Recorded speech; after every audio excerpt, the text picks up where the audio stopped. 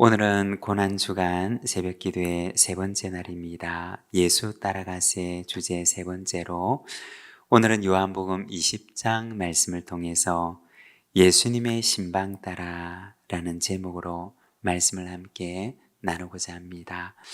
오늘 말씀을 보면 부활하신 예수님께서 도마를 찾아가서 만나시는 모습을 보여주고 있습니다. 오늘 우리가 읽었던 말씀 바로 앞에 보면 안식 후 첫날 저녁에 부활하신 예수님께서 제자들이 모여 있는 곳에 찾아오셨습니다. 문을 꼭꼭 닫고 있었지만 그러나 부활하신 주님께서는 바로 그곳에 나타나셨던 것입니다. 그리고 말씀을 하십니다. 너희에게 평강이 있을지어다.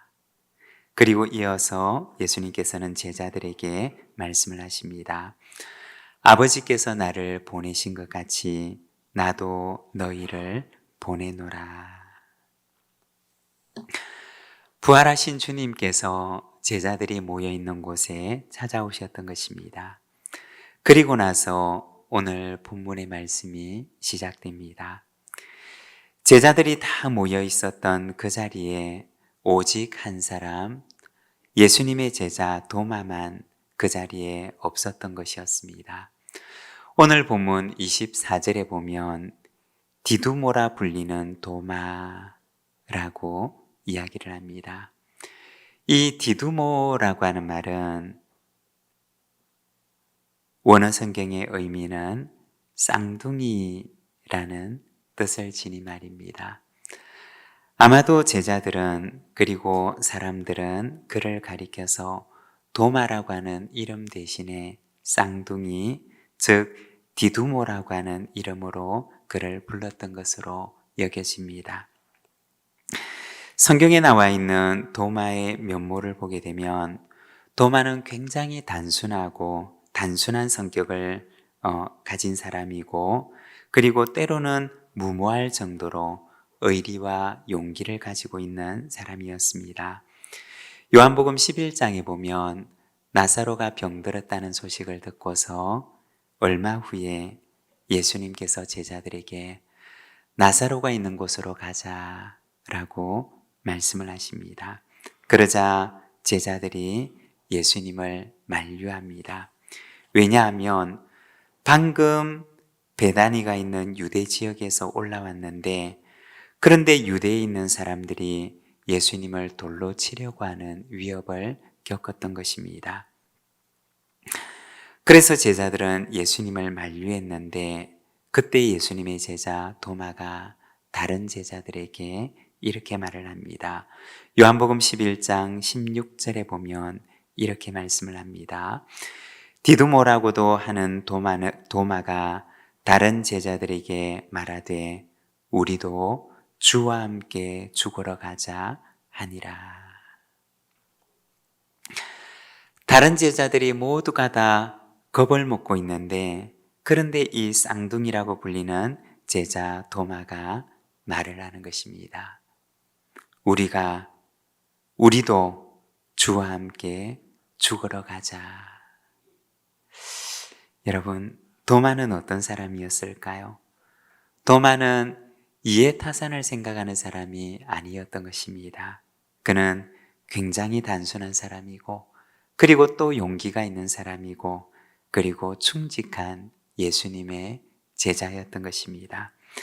그런데 그에게도 한 가지 단점이 있었는데, 그것은 자기 생각을 잘 굽히려고 하지 않는다는 것이었습니다. 자기가 납득이 될 때까지 자기 생각, 자기 주장을 굽히려고 하지 않았던 것입니다. 한마디로 얘기를 하면 그는 참 고집이 센 사람이었습니다. 오늘 본문 말씀에 보면 다른 제자들이 모두가 다 우리가 부활하신 주님을 만났다고 얘기를 하는데도 이 도마는 자기의 생각, 자기의 고집을 굽히지 않습니다. 25절에 보면 그는 이렇게 말을 합니다. 다른 제자들이 그에게 이르되 우리가 주를 보았노라 하니 도마가 이르되 내가 그의 손에 못자국을 보며 내 손가락을 그 못자국에 넣으며 내 손을 그 옆구리에 넣어보지 않고는 믿지 아니하겠노라 하니라. 여러분, 도마의 답변입니다. 어떠한가요? 그는 자기가 직접 부활하신 주님을 만나기 전에는 결코 믿을 수가 없다고 말을 했던 것입니다. 도마가 예수님의 손의 못자국과 허리에 나 있는 그 창자국에 대해서 알고 있는 것을 보게 되면 어쩌면 도마는 그날 멀찌감치 예수님께서 십자가에 달리시고 또 군인들이 예수님의 죽음을 확인하기 위해서 예수님의 허리에 창을 찌르는 장면을 보았는지도 모릅니다.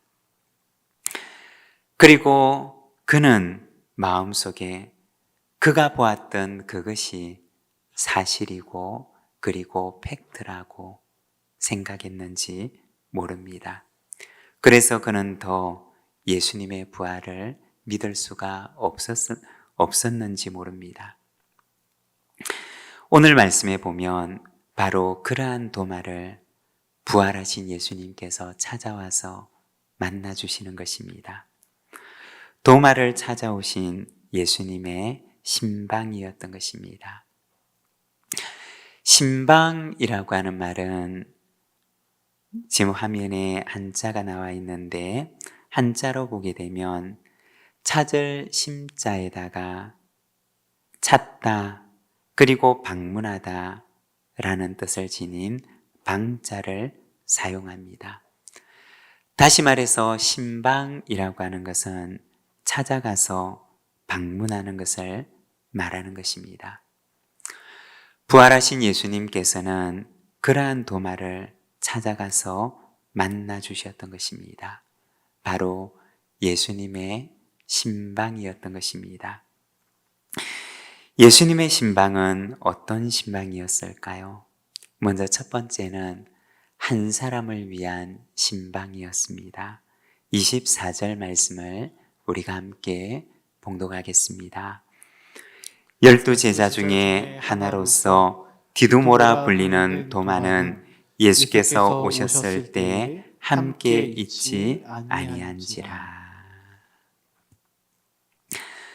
오늘 우리가 읽고 있는 이 본문에 예수님께서 제자들을 찾아오셨던 이 신방은 제자들을 향한 예수님의 두 번째 신방이었습니다. 다시 말해서 예수님께서 또 신방을 오신 것입니다. 그런데 이 두 번째 신방은 제자들 모두를 위한 신방이 아니라 도마 때문에 오신 신방이었던 것입니다. 바로 도마 한 사람을 위한 신방이었던 것입니다. 저는 이번에 요한복음 말씀을 묵상하면서 참 깊이 와닿았던 말씀이 있습니다. 요한복음 13장 1절에 나오는 세상에 있는 자기 사람들을 사랑하시되 끝까지 사랑하시니라 고 하는 말씀입니다. 그리고 요한복음 17장 12절 말씀을 보면 내가 그들과 함께 있을 때 내게 주신 아버지의 이름으로 그들을 보전하고 지켰나이다. 그 중에 하나도 멸망하지 않고 라고 말씀합니다. 하나님께서 맡기신 양들 가운데 하나도 잃어버리지 않으려고 하시는 예수님의 사랑을 보여주는 말씀인 것입니다. 예수님께서는 그 하나도 잃지 않기 위해서 사랑하시되 끝까지 마지막 한 사람까지 사랑하셨던 것입니다. 누가복음 15장 말씀에 보면 이런 것을 찾는 비유가 나옵니다. 양 100마리 가운데 길을 잃은 한 마리 양을 찾아 나서십니다. 그리고 동전 10개 가운데 잃어버린 동전 하나를 찾습니다. 그리고 두 아들 가운데 그 잃은 하나를 찾고 기뻐하십니다. 그것은 단순히 100분의 1이나 10분의 1이나 혹은 2분의 1이 아니었던 것입니다. 예수님에게 있어서 그것은 그 하나는 전부였고, 그리고 하나라도 결코 잃어버릴 수가 없는, 포기할 수가 없는 예수님의 전부였고 모두였던 것입니다. 하나를 잃는다고 하는 것은 예수님에게 있어서는 마치 전부를 잃는 것과 같은 것이었습니다. 여러분, 우리가 예수님의 마음을 가진다면 하나는 바로 전부인 것입니다. 100분의 1도 아니고 10분의 1도 아니고 2분의 1도 아닌 그 하나는 바로 전부인 것입니다. 얼마 전에 우리 교회 목사님과 권사님과 집사님들이 찾아가셔서 어떤 분을 신방해서 지난 주일에 교회를 오시게 된 것을 보았습니다. 저도 너무나 기뻤고, 그리고 하나님께서도 얼마나 기뻐하셨을까 하는 생각을 하게 되었습니다. 여러분, 이처럼 주님의 신방은 오직 한 사람을 위한, 그 한 사람을 다시 세우기 위한 신방이었던 것입니다. 그리고 두 번째는 도우시는 신방입니다.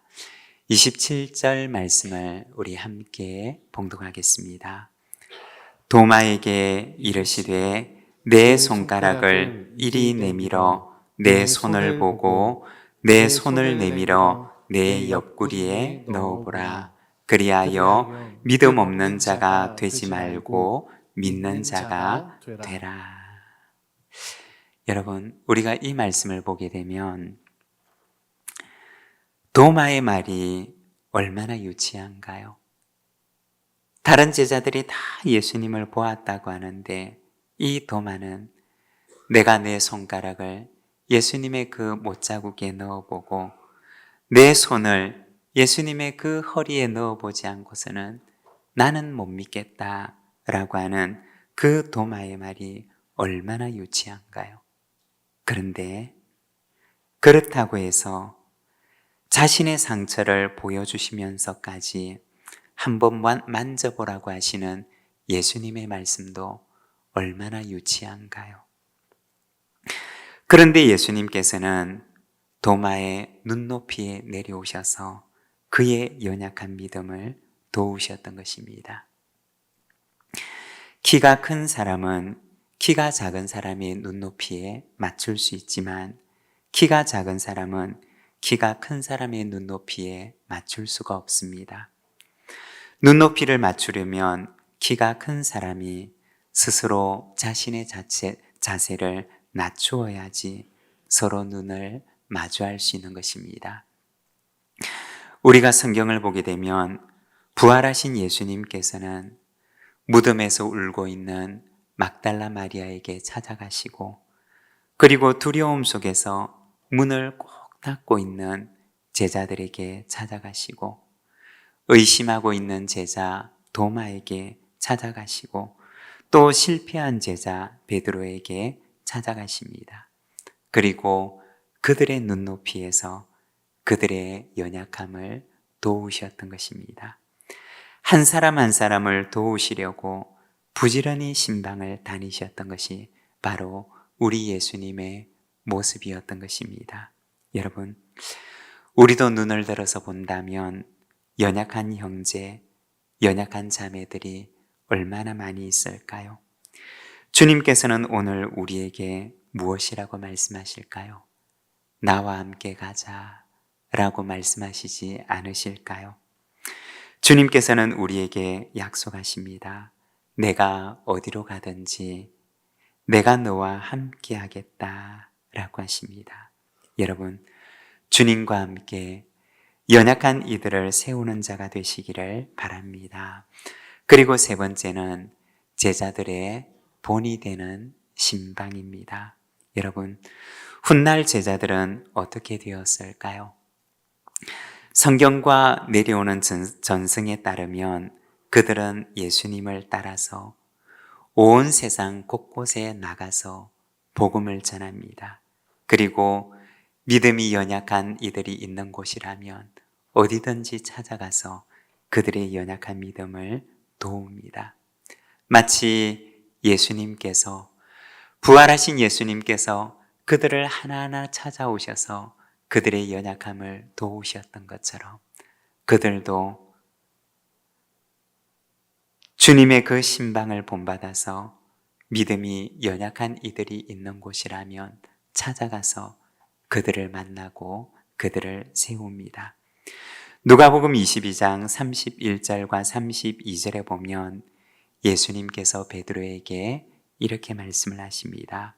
시몬아 시몬아, 보라, 사탄이 너희를 밀가부르듯 하려고 요구하였으나 그러나 내가 너를 위하여 내 믿음이 떨어지지 않기를 기도하였노니 너는 돌이킨 후에 내 형제를 굳게 하라. 연약한 베드로를 도우시는 예수님의 마음 속에는 훗날 베드로가 형제들을 굳게 세우는 비전을 품고 계셨던 것입니다. 그리고 그 일을 베드로에게 부탁하셨던 것입니다. 여러분, 베드로는 평생 예수님의 이 말씀을 붙들고 살았을 것입니다.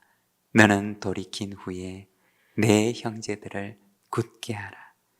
그리고 지난날 예수님을 저버리고 도망쳤던, 예수님을 부인하고 달아나 버렸던 자신의 지난날을 생각하면서, 그러나 그러한 자기를 찾아오셔서 다시 세워주신 예수님을 생각하며 예수님의 그 부탁을 그의 마음속에 붙들고 꼭 붙들고 있었을 것입니다. 여러분, 제자는 주님을 보고서 환호하는 자들이 아닙니다. 주님을 보고 박수치는 자들이 아닙니다. 주님을 보고서 우리 주님 참 잘하시네 라고 말하는 자들이 아닙니다. 제자는 환호하는 그 자리에서 내려와 주님의 뒤를 따르는 사람들입니다.